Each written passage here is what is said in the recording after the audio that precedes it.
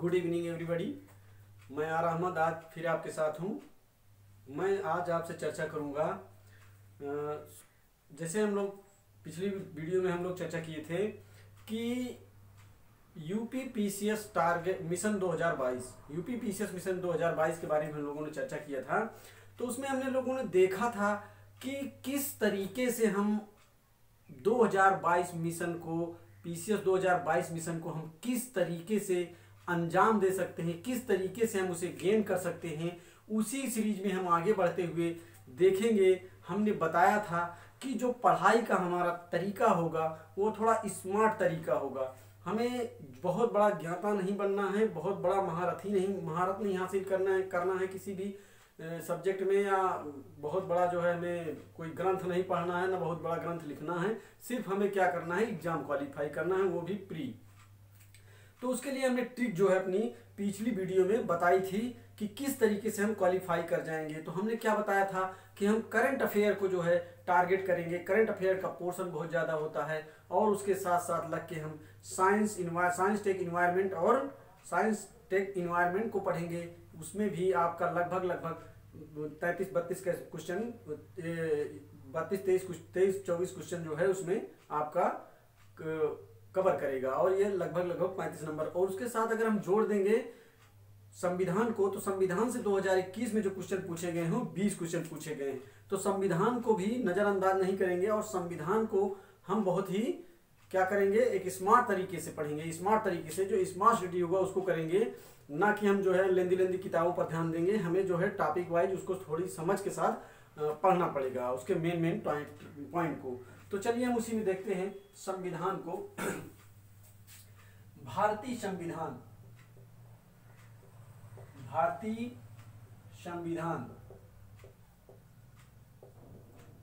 दोस्तों, संविधान की जरूरत क्यों पड़ी, क्या आवश्यकता थी संविधान की जरूरत क्यों पड़ी। तो संविधान, पहले इंसान जो है, पहले मनुष्य जो है वैसे एक मतलब अपने आवारगी वाले जीवन में, एक खुले जीवन में जी रहा था।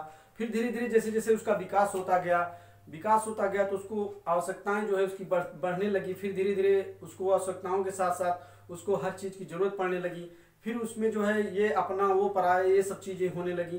तो उसी वे में आगे बढ़ते हुए जो है ये हुआ कि अब एक ऐसा नियम और कानून बनाया जाए। प्राचीन काल में जो नियम कानून बनाए गए थे वो किसी धर्म को लेके, किसी क्षेत्र को लेके बनाए गए थे। फिर जैसे जैसे विकास होता गया, जैसे जैसे बढ़ती गई जनसंख्या, फिर ऐसे हुआ कि धीरे धीरे हम क्या करेंगे, अब यह क्षेत्र से उस क्षेत्र में जो है सर्वाइव नहीं कर पा रहा है, इस धर्म से उस धर्म में सर्वाइव नहीं कर पा रहा है।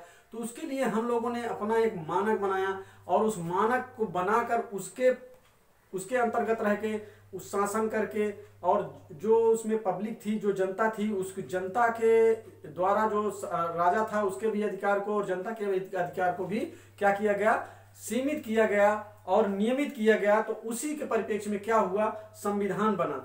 तो हम चलिए देखते हैं कि संविधान जो है, सबसे पहले हम ये देखेंगे कि लोकतंत्र क्या है। सबसे पहले हम ये जानेंगे कि लोकतंत्र क्या है। तो लोकतंत्र जो है, सबसे पहले हम देख लेते हैं कि संविधान में हमें पढ़ना क्या क्या है। अगर हम अपनी रणनीति बना ले, एक डायग्राम बना ले कि हमें पढ़ना क्या है संविधान में, तो इसी पे हम जो है काम करते हुए आगे बढ़ेंगे। तो हमें सबसे पहले क्या करना है, डायग्राम बनाना है। संविधान, भारतीय संविधान को जो है हम 2 भागों में बांट देते हैं। समझदारी के लिए 2 भागों में बांटकर पढ़ेंगे। जो हमारा पहला भाग होगा, पहले भाग में हम सबसे पहले क्या जानेंगे, पहले भाग में भाग एक में दोस्तों हम जानेंगे, सबसे पहला जो हमारा टॉपिक होगा वह होगा लोकतंत्र। लोकतंत्र क्या है, क्यों है, इसकी आवश्यकता ये है क्या और इसकी आवश्यकता क्यों पड़ी। तो लोकतंत्र के बारे में हम जानेंगे। और इसके बाद जो हमारा दूसरा टॉपिक होगा दोस्तों, वह होगा संविधान। लोकतंत्र पे हम थोड़ा डिस्कस करेंगे। फिर उसके बाद जो है हम करेंगे वो करेंगे संविधान पर। संविधान क्या है, क्यों है, कैसे है, ये देखेंगे। और उसके बाद ये थोड़ा सा देखेंगे। उसके बाद हम जब ये थोड़ा सा देखेंगे तो हमारी समझ डेवलप होगी कि संविधान की आवश्यकता क्यों पड़ी, संविधान था क्या, संविधान की जरूरत क्यों पड़ी। अब हम इसके बाद देखेंगे जहां से हमारा सिलेबस शुरू होता है भारत का संवैधानिक विकास। संवैधानिक विकास जो है, संवैधानिक विकास देखेंगे, संवैधानिक विकास। और संवैधानिक विकास के आगे थोड़ा हम चलते हुए जो हमारा अगला चैप्टर होगा वह होगा संविधान निर्माण। संविधान निर्माण।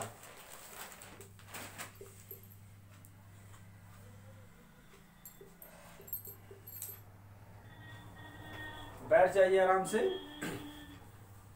चलिए, जो हमारा अगला जो है टॉपिक होगा वो होगा संविधान निर्माण। अब इसी डे में संविधान निर्माण के बाद जब हम पढ़ेंगे तो भारतीय संविधान की प्रमुख विशेषताएं। जब हमारा संविधान अगर होगा, सबसे पहले संवैधानिक विकास होगा। किसी संविधान का अगर विकास होगा तो जब उसका धीरे धीरे विकास होगा तो वो एक अपना प्लेटफॉर्म तैयार कर लेगा, तो उसका संविधान का निर्माण होगा। जब संविधान का निर्माण हो जाएगा दोस्तों, तो संविधान के निर्माण में जो संविधान बनेगा तो उसकी कुछ विशेषताएं भी होंगी। तो अगला चैप्टर जो हमारा होगा वो भारतीय संविधान की प्रमुख विशेषताएं होगा। भारतीय संविधान की प्रमुख विशेषताएं। और इसी परिपेक्ष में जो हमारा अगला चैप्टर होगा, अगले चैप्टर को हम पहले देखेंगे। तो हमारा जो अगला चैप्टर होगा वह क्या होगा दोस्तों? हमारा अगला चैप्टर होगा उद्देशिका, प्रस्तावना। प्रस्तावना क्या है? संविधान का दर्पण है, इसी को उद्देशिका कहा जाता है। उद्देशिका। अब उद्देशिका को पढ़ने के बाद जो है हम पढ़ेंगे संघ और उसका राज्य क्षेत्र। संघ और राज्य क्षेत्र। संघ और उसका राज्य क्षेत्र, ये हमारे जो है टॉपिक होंगे। और इसके बाद जो हम पढ़ेंगे बहुत सुंदर सा, बहुत बढ़िया सा, बहुत ही इंपॉर्टेंट टॉपिक, नागरिकता। बहुत बार पूछा जाता है, ये किसी एग्जाम से अछूता नहीं है, नागरिकता। और नागरिकता के बाद जो हमारा चैप्टर आएगा दोस्तों वो आएगा नीति निर्देशक तत्व। नीति निर्देशक तत्व।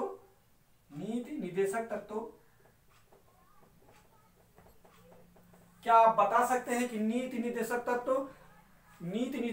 तत्व जो है वो किस देश के संविधान से लिया गया है? आपसे पूछ रहा हूं, बताइए। क्या आप बता सकते हैं कि नीति निर्देशक तत्व है जो भारत का नीति निर्देशक तत्व है वो किस देश के संविधान से लिया गया? चलिए कोई बात नहीं, मैं बताऊंगा आपको आगे। अब इसके बाद जो हम पढ़ेंगे वो पढ़ेंगे मूल कर्तव्य। मूल कर्तव्य बता सकते हैं आप किस देश के संविधान से लिया गया है? मूल कर्तव्य हमारे बहुत आसान सा है। मौलिक कर्तव्य कई बार पूछा गया, मौलिक कर्तव्य कहां से लिया गया है? चलिए ठीक है, अब देखिए आगे जो हमारा लास्ट टॉपिक होगा पार्ट 1 का, वह होगा संवैधानिक संशोधन प्रक्रिया। संवैधानिक यानी कि संविधान में जो संशोधन हुए हैं, संवैधानिक संशोधन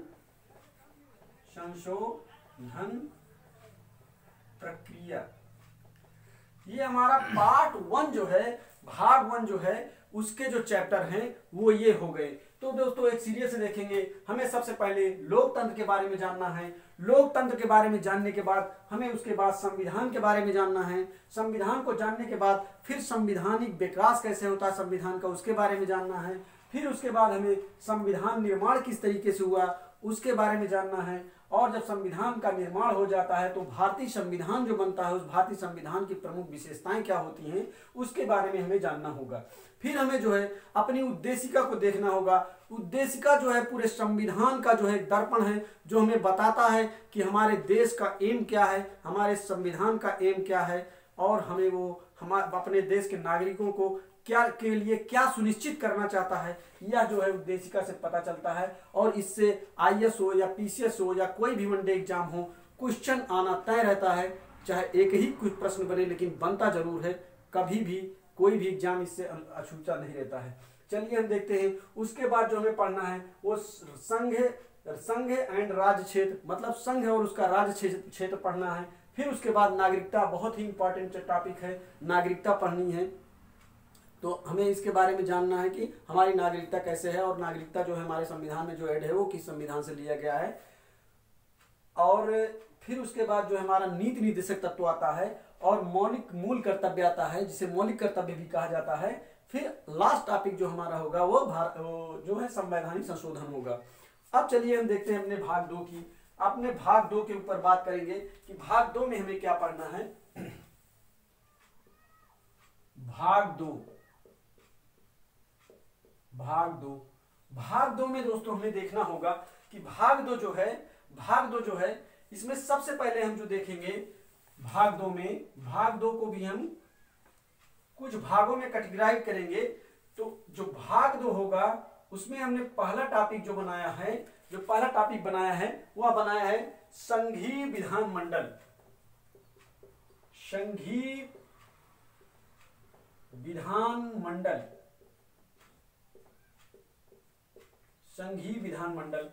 अब संघीय विधानमंडल के बारे में भी चर्चा करनी पड़ेगी, क्योंकि संविधान का जो है बहुत महत्वपूर्ण चैप्टर है ये संघीय विधानमंडल। अब हम इसके बाद देखते हैं हमारा जो होगा, अगर संघीय विधानमंडल होगा तो इसके साथ साथ दोस्तों राज्य का भी विधानमंडल होगा। राज्य विधानमंडल इसमें जो हमारा पहला टॉपिक होगा वह संघीय विधानमंडल होगा, दूसरा जो है वो राज्य विधानमंडल होगा, राज्य विधानमंडल। अब हम देखें राज्य विधानमंडल के बाद जो आएगी हमारा अगला टॉपिक होगा दूसरे पार्ट में, वो होगा संघीय कार्यपालिका।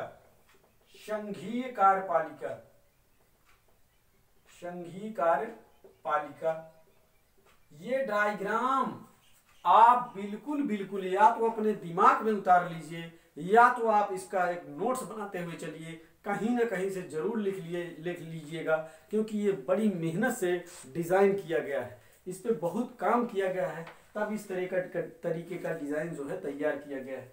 चलिए देखते हैं संघीय कार्यपालिका देखेंगे। संघीय कार्यपालिका के बाद देखेंगे अगर संघ की कार्यपालिका होगी तो दोस्तों राज्य की भी कार्यपालिका होगी। राज्य कार्यपालिका भी देखेंगे हम। और राज्य कार्यपालिका जब देखेंगे तो उसके बाद जो आएगी, जो नंबर आता है, जो टर्म आता है, 5वां टर्म जो हमारा होगा वह होगा न्यायपालिका।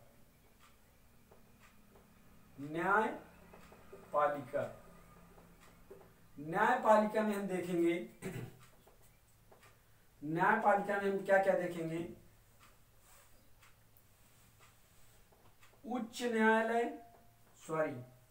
सर्वोच्च न्यायालय शीर्ष से देखेंगे हम, सर्वोच्च न्यायालय,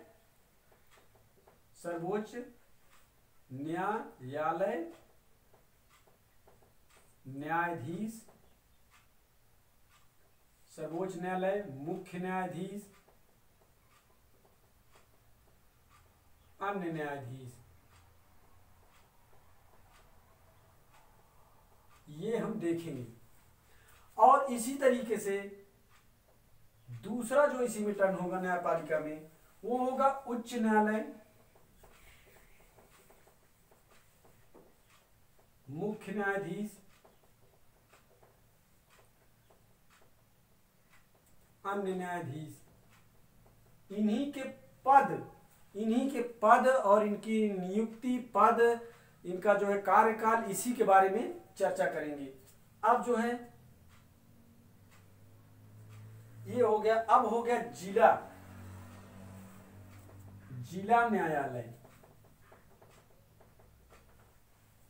जिला न्यायालय हो गया। जिला न्यायालय में भी हम इसी तरीके से देखेंगे न्यायाधीश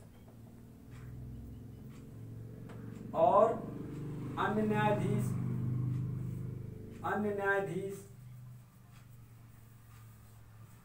यही देखेंगे। जिला न्यायालय देखेंगे, न्यायाधीश देखेंगे, अन्य न्यायाधीश देखेंगे, उनकी नियुक्ति देखेंगे कि अनुच्छेद में है, क्या है, कैसे है, ये चीज देखेंगे।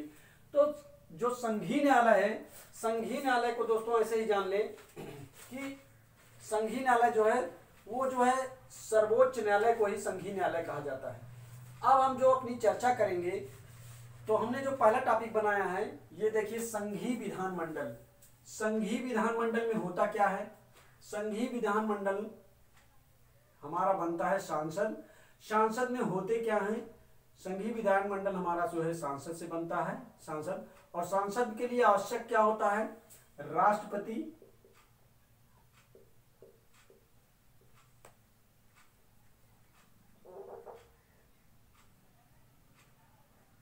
लोकसभा और राज्यसभा, ये होता है। तो जो है, तो हमारा ये हो गया लोकसभा और राज्यसभा।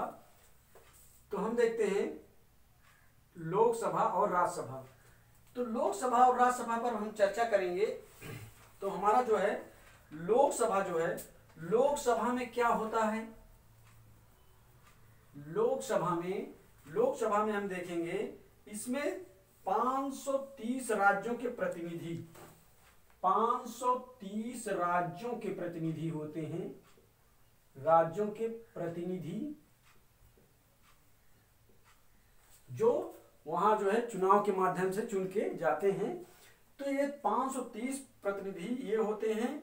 और इनके साथ जो है 2 आंग्ला भारतीय समुदाय के सदस्य होते हैं। और इसी में आप देखेंगे, इसी में देखेंगे 20 से अनाधिक जो हैं वो कहां होंगे? 20 से अनाधिक सदस्य जो हैं वो केंद्र शासित प्रदेशों से होंगे। 20 से अनाधिक केंद्र शासित प्रदेशों से चुनकर आएंगे। और हमारा जो राज्यसभा होगा, इसका जब हम डिवाइडेशन करेंगे राज्यसभा का, तो राज्यसभा में क्या होगा? राज्यसभा में 12 जो है,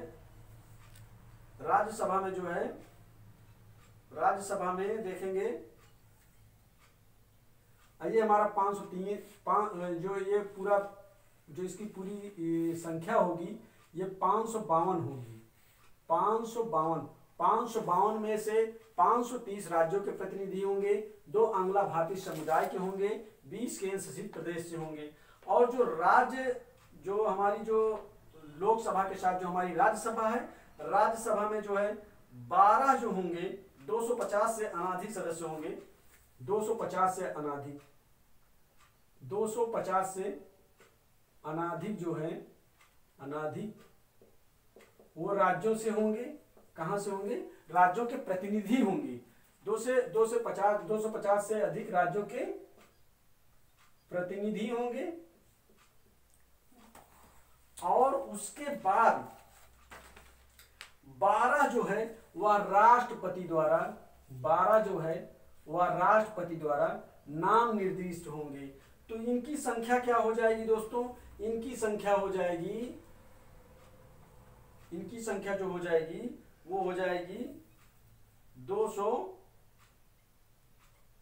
सॉरी, इनकी जो है संख्या होगी 238। ये 238 होगी, 238 होगी। और ये 238 के बाद जो है, 238 के बाद जो है फिर देखेंगे तो इनकी संख्या जो है राष्ट्रपति द्वारा जो 12 जो है नाम निर्दिष्ट होगा, नाम निर्दिष्ट। तो इसी तरीके से जो हमने यहां देखा कि संघीय विधानमंडल देखा, इसी तरीके से राज्य विधानमंडल में क्या होगा? राज्य विधानमंडल में होगा राज्यपाल,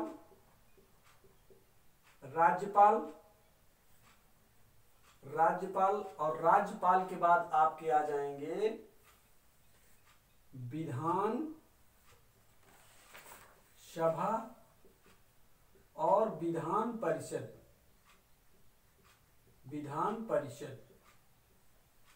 और उसके बाद संघीय जो आपका संघीय जो है कार्यपालिका होगी, जो संघीय कार्यपालिका होगी, इसमें हम कई टॉपिक पढ़ेंगे, राष्ट्रपति पढ़ेंगे, उपराष्ट्रपति